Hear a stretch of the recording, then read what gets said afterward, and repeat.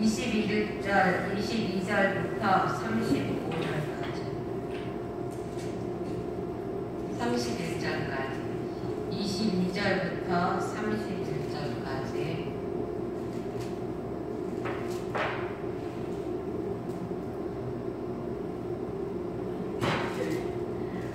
시편 22편 187페이지입니다. 187페이지 22절부터 31절까지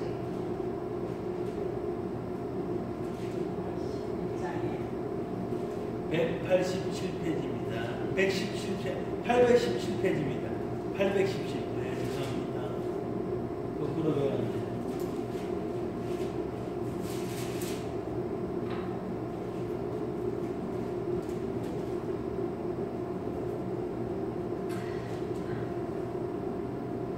교독하겠습니다. 내가 주의 이름을 형제에게 선포하고 회중 가운데에서 주를 찬송하리이다. 여호와를 두려워하는 너희여 그를 찬송할지어다. 야곱의 모든 자손이여 그에게 영광을 돌릴지어다. 너희 이스라엘 모든 자손이여 그를 경외할지어다. 그는 공고한 자의 공고를 멸시하거나 싫어하지 아니하시며 그의 얼굴을 그에게서 숨기지 아니하시고 그가 울부짖을 때에 들으셨도다. 큰 회중 가운데에서 나의 찬송은 주께로부터 온 것이니 주를 경외하는 자 앞에서 나의 소원을 갚으리이다. 겸손한 자는 먹고 배부를 것이며 여호와를 찾는 자는 그를 찬송할 것이라. 너희 마음은 영원히 살지어다. 땅의 모든 끝이 여호와를 기억하고 돌아오며 모든 나라의 모든 족속이 주의 앞에 예배하리니 나라는 여호와의 것이요 여호와는 모든 나라의 주되심이로다. 세상의 모든 풍성한 자가 먹고 경배할 것이요 진토 속으로 내려가는 자 곧 자기 영혼을 살리지 못할 자도 다 그 앞에 전하리로다. 후손이 그를 섬길 것이요 대대의 주를 전할 것이며 와서 그의 공의를 태어난 백성에게 전하며 주께서 이를 행하셨다 할 것이로다. 아멘. 기도하겠습니다. 사랑해 주님 감사합니다. 하나님 이렇게 주님 전에 나와 함께 예배하고 하나님 주님의 말씀을 들을 수 있게 하여 주셨음에 감사합니다. 하나님 저희들 하나님 아버지 주님 앞에 마음은 열고 주님의 말씀을 말씀으로 받아들일 수 있게 해주시고 하나님 주님과 함께 하나님 동행하는 그러한 삶을 사는 우리가 되게 하여 주시기 원합니다. 하나님 감사하며 예수님의 이름으로 기도드렸습니다. 네. 오늘 말씀은 예수님 성도를 살리시는 예수님의 사역이라는 말씀을 가지고 함께 은혜 나누려고 합니다. 이 시편 22편은 21절까지는 다윗이 막 탄식하는 거예요. 하나님 내가 너무 힘듭니다. 지금 막 적들이 나한테 니네 하나님 믿는 분이니까 그 하나님한테 기도하면 그 하나님이 너 들어줄 것 아니냐 이렇게 얘기하고 비꼬고 그리고 막 너무나 피곤하고 너무 힘이 들어서 혀가 협찬장에 붙고 이런 식으로 막 자기를 탄식하는 소리를 했는데 22절부터 찬송으로 바뀌죠. 분위기가 확 바뀌어가지고 그러면 21절부터 감사와 찬양으로 하나님 앞에 돌리는데 그 이유가 어디 있을까요? 그 이유가 거기에 보면 22절에 보면 형제에게 선포하고 회중에서 주께서 나를 천성하리로다 라고 말하고 있어요. 그거는 예수님께서 내게 응답하셨다고 말을 하고 있는 것입니다. 거기 21절에 보면 그렇게 되어 있죠. 나는 사자의 입에서 구하소서 주께서 내게 응답하시고 라고 말했어요. 하나님께서 응답하셨기 때문에 자기는 찬송한다는 것입니다. 여태까지 자기가 아무리 힘들다고 이야기하고 그리고 또 자기가 하나님 나 이제는 이 악한 사람들로부터 좀 구해주세요 이렇게 말을 해도 결코 침묵으로 일관하셨던 그 하나님께서 그 21절에부터는 하나님께서 승낙하셨다는 것입니다. 하나님께서 우리의 기도를 들어주셨다는 것입니다. 그래서 응답해 주셨다고 말을 하는 것이죠. 그래서 그 응답해 주셨기 때문에 자기는 감사하다는 것입니다. 그래서 거기에 보면은 그렇게 되어 있죠. 하나님이 응답하여 주셨기 때문에 감사하다고 그랬는데, 다윗은 하나님께서 응답하여 주셨기 때문에 감사하는, 그러니까 하나님이 무엇인가 나에게 해주셨기 때문에 감사하는 사람이 아니라는 것입니다. 다윗은요, 성전을 지을 때도 어떻게 지었어요? 하나님은 자기는 고대 궁궐에 있는데 하나님은 저런 데 있다고 그러고서 성전을 지으려고 그랬던 거 아니에요, 그렇죠? 그러니까 자기에게 무엇인가가 응답되었을 때, 자기가 간구하는 것이 응답되었을 때 그것 때문에 감사하는 것이 아니라, 다윗은 항상 하나님 앞에 감사하다는 것입니다. 22절 이하에부터는 거기에 보면 다윗만 감사하는 것이 아니라 누구도 감사하라고 그래요? 이스라엘도 감사하라고 그래요. 이거는요, 그러니까 이스라엘도 감사하라고 그러는 것은 그 육적인 이스라엘을 말하는 것이 아니라 영적인 이스라엘을 말하는 것입니다. 그래가지고 영적인 이스라엘도 하나님 앞에 감사하라고 그러는 것입니다. 그럼 무엇을 감사하라는 것인가? 우리 영적인 이스라엘이 감사해야 될 것은 예수 그리스도를 다시 살리신 하나님 앞에 찬양하고 촉구하라는 내용이라는 것입니다. 그것이 예수 그리스도의 부활은 우리 성도의 부활이고요. 그쵸? 그리고 또 만일 그리스도가 다시 살지 못했다면은 우리가 다시 살지 못한다는 것입니다.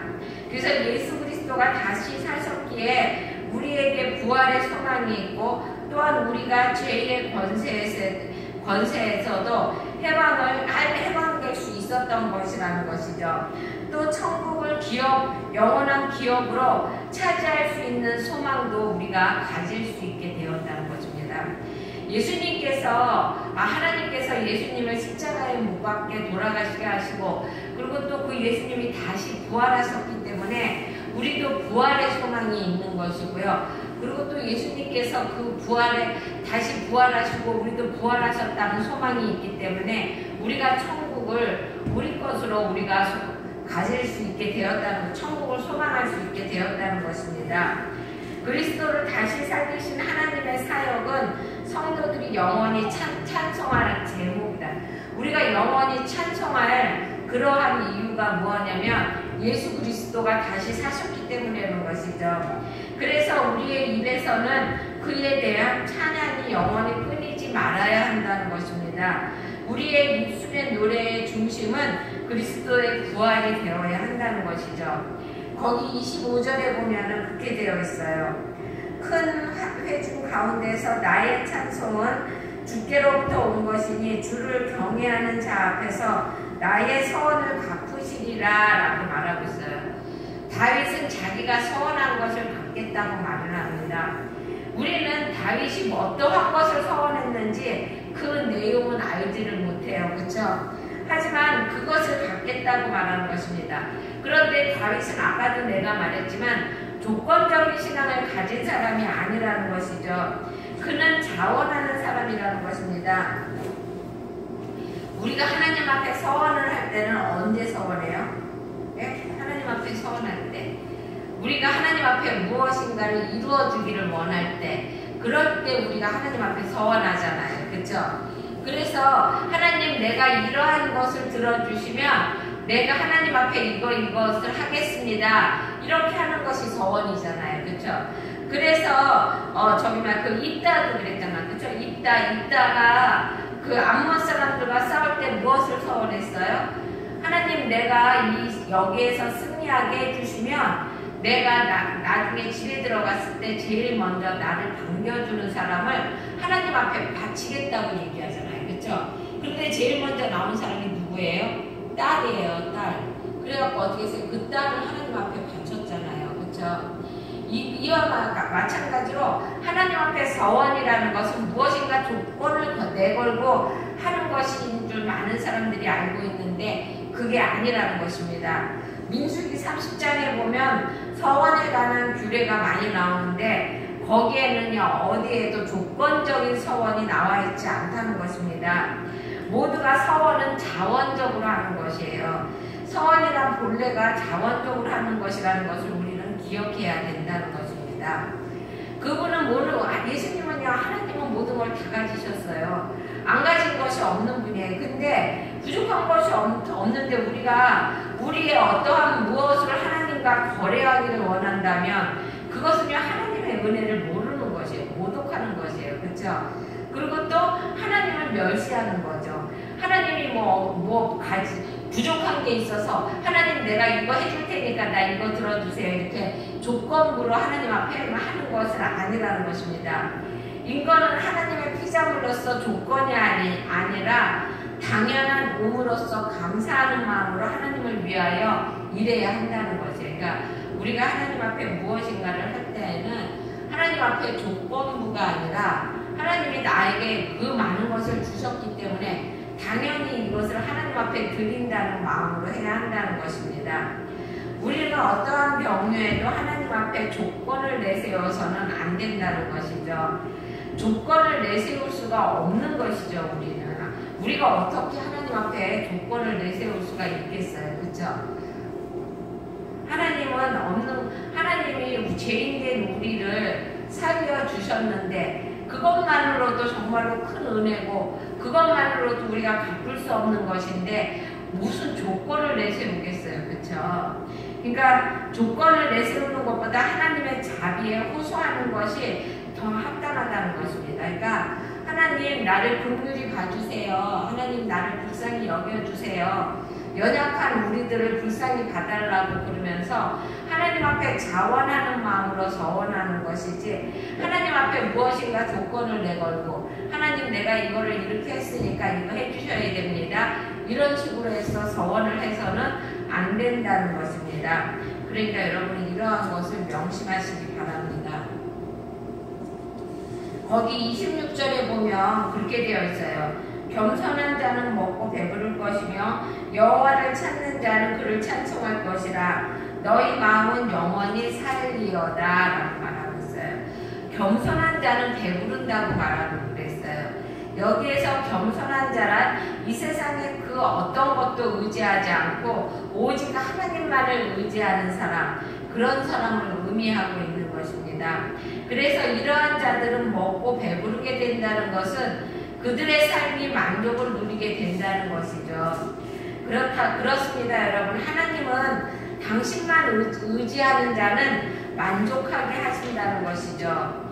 사람의 특징 중에 가장 큰 거 하나가 뭔지 아세요, 여러분? 사람은요, 만족할 줄을 모른다는 것이에요. 여러분, 지금은 내가 너무나 가난하니까 하나님 나 먹을 것 좀 풍족하게 해주세요. 그러죠? 먹을 것 풍족하게 되면요. 그 다음에는 하나님 이제는 입을 것에 대해서 또 말을 합니다. 입을 것이 풍족해지죠. 그러면 그 다음에는 어떻게 합니까? 우리의 집을 놓고 이야기하죠. 이것이 사람이라는 것이죠.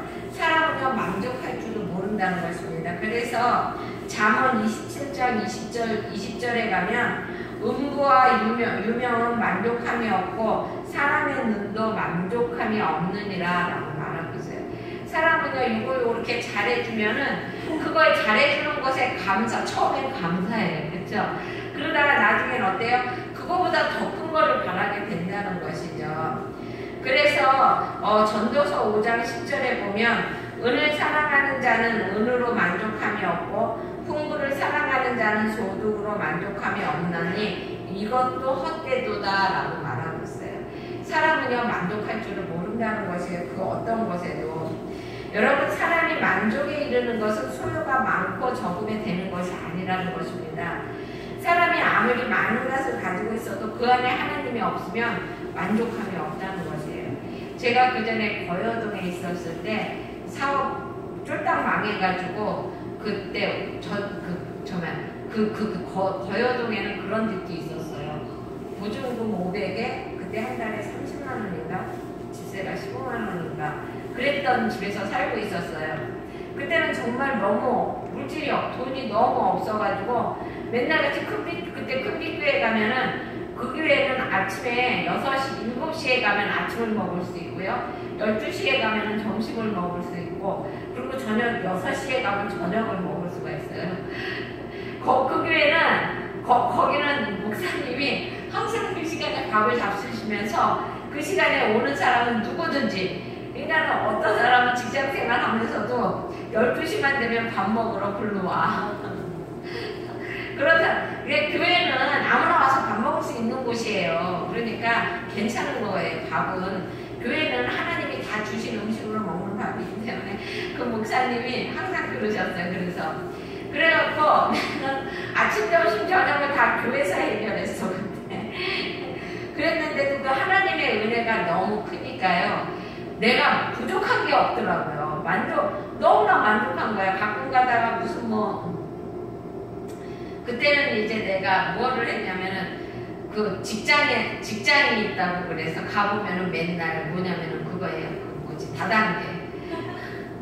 그러니까 맨날 같이 앉아있다 돈도 못 받고 오고, 그럴 때 어느 때는 차비만 조금 받고 오고, 그런 건데도 그거 안으로도 만족했다는 것입니다, 여러분. 그러니까 우리가 우리 안에 하나님이 꽉 차게 되면은 그것만으로 만족한다는 것이에요. 하나님을 의지하고 사모하는 자는 그 안에 하나님이 내주하시기에 그 영혼이 풍성하여서 세상적으로는 가진 것이 없어도 바울처럼 만족한 삶을 살 수 있다는 것입니다. 여러분, 그러니까 세상 것으로 우리를 채우려고 하지 말고 그 하나님으로 우리를 만족하게 하는 여러분이 되시길 바랍니다. 31절에 보면 예수 그리스도의 십자가는 하나님의 사랑과 공의의 실현의 결정체라고 말을 하고 있습니다. 31절에 보면 그렇게 되어 있어요.